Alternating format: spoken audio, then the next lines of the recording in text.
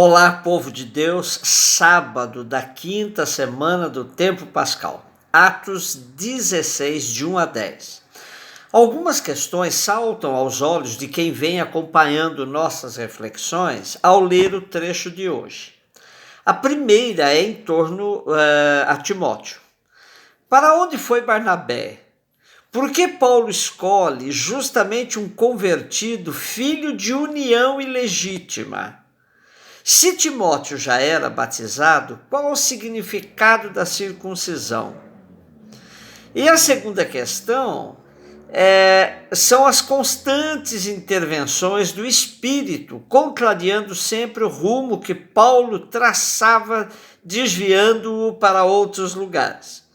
Então vamos por parte. Estando em Antioquia da Síria, prontos para uma nova empreitada missionária, Barnabé queria levar com eles na missão João Marcos. Paulo discordou, pois João Marcos já tinha ido em outra missão e os abandonou. Houve desacordo entre eles a tal ponto que tiveram de separar-se um do outro.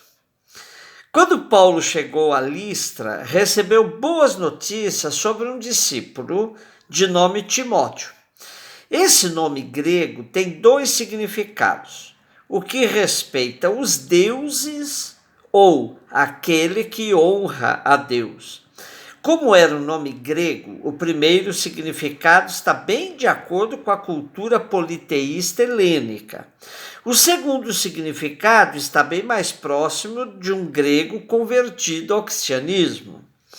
O texto diz que os irmãos davam bom testemunho sobre Timóteo, que era da terceira geração de convertidos, pois a segunda carta a Timóteo, capítulo 1, versículo 5, atesta que a sua avó, Lóide, e sua mãe, Eunice, já tinham abraçado a fé cristã. Portanto, Timóteo já era um batizado. Depois do Concílio de Jerusalém, era de se supor que Paulo não tivesse mais preocupações com a circuncisão. Porém, o texto diz que Paulo circuncidou Timóteo por causa dos judeus, que sabiam que ele era filho de pai grego e de uma judia, portanto, filho de união ilegítima. Pode-se entender que Paulo queria facilitar a missão, tendo firme o foco no anúncio do querigma, e não valia a pena ficar discutindo coisas secundárias. Por outro lado, parece que o decreto de Jerusalém, do concílio, ou não era conhecido por todos os judeus, ou não era aceito por todos eles. Os versículos de 6 a 10 deixam claro que quem dirige a missão é o Espírito Santo. Ele é o verdadeiro protagonista da missão.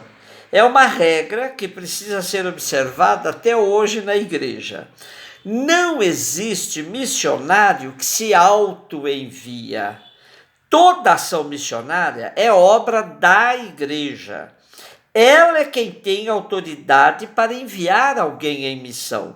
Se uma pessoa não tem vínculos com uma comunidade concreta, que pode chancelar sua viagem missionária, o que essa pessoa faz pode ser maravilhoso, mas não recebe da igreja o título de verdadeira missão. A missão autêntica é abalizada sempre por uma comunidade. Esse critério evita que gente doida se auto-intitule missionário e saia por aí anunciando o que tem na cabeça. Hoje aparece um monte de gente que se auto-intitula missionário. Então, todo cuidado é pouco. O nosso evangelho para hoje nos traz João 15, 18 a 21.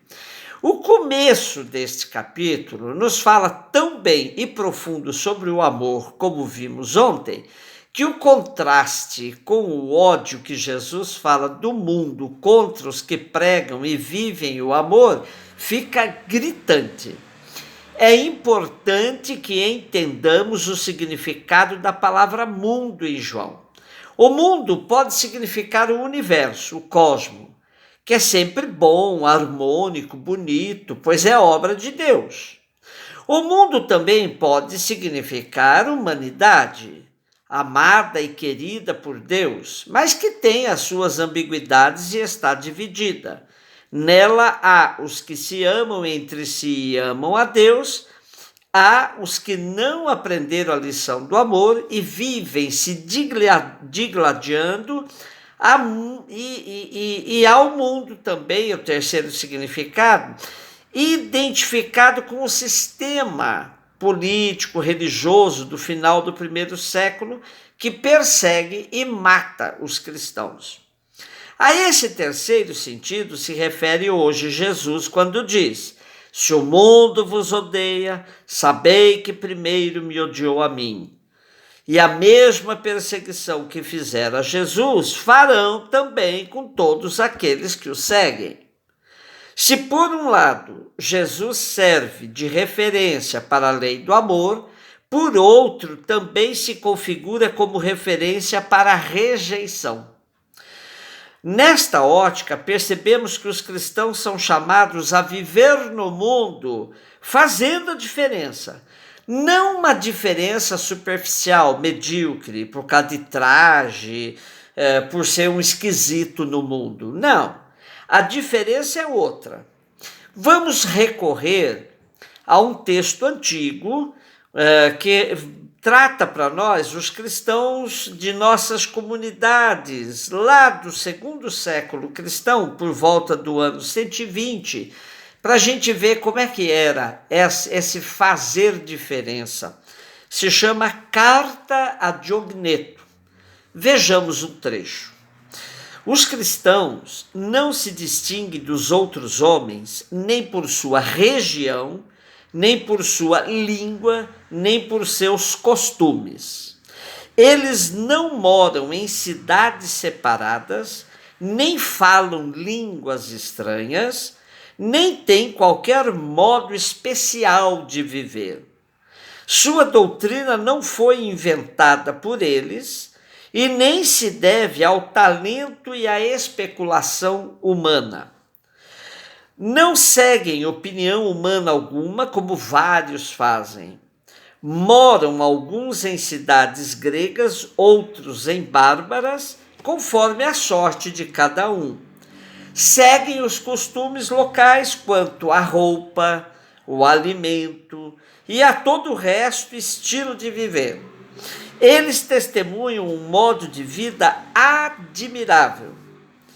Vivem na sua pátria, mas como se fossem forasteiros, enquanto cidadãos participam de tudo, porém suportam tudo como estrangeiros. Toda pátria estrangeira é sua pátria e cada pátria é para eles estrangeira. Casam-se como todos e geram filhos, mas não abandonam os recém-nascidos. Compartilham a mesa, mas não o leito. Vivem na carne, mas não vivem segundo a carne. Moram na terra, mas têm sua cidadania no céu. Obedecem às leis estabelecidas, mas com a sua vida superam todas as leis. Amam a todos e são perseguidos por todos. São desconhecidos e ainda assim condenados. São assassinados e deste modo recebem a vida. São pobres, mas enriquecem a muitos. Carecem de tudo, mas têm abundância de tudo. São desprezados e no desprezo recebem a glória. São amaldiçoados, mas depois proclamados justos. São injuriados e, no entanto, bendizem. São maltratados e, apesar disso, prestam tributo. Fazem o bem e são punidos como malfeitores. São condenados, mas se alegram como se recebessem a vida. Os judeus os combatem como estrangeiros. Os gregos os perseguem. E quem os odeia não sabe dizer o motivo desse ódio. Interessantíssimo como que a carta de Ogneto descreve o modo de viver dos cristãos lá pelo ano 120, segundo século da nossa era cristã. Na verdade, nunca foi fácil ser cristão. E eu vou repetir hoje uma frase que eu já disse aqui, mas que eu acho ela tão significativa e tão forte, que deve calar fundo para a gente pensar e refletir o nosso estilo de vida cristão. Lembram-se quando eu dizia do crítico, escritor e professor inglês Terry Eagleton? Então, a frase dele, já recordada por nós aqui, diz o seguinte: se você seguir Jesus e não acabar morto, aparentemente alguma justificativa será necessária. Radical, não? Um beijo no seu coração.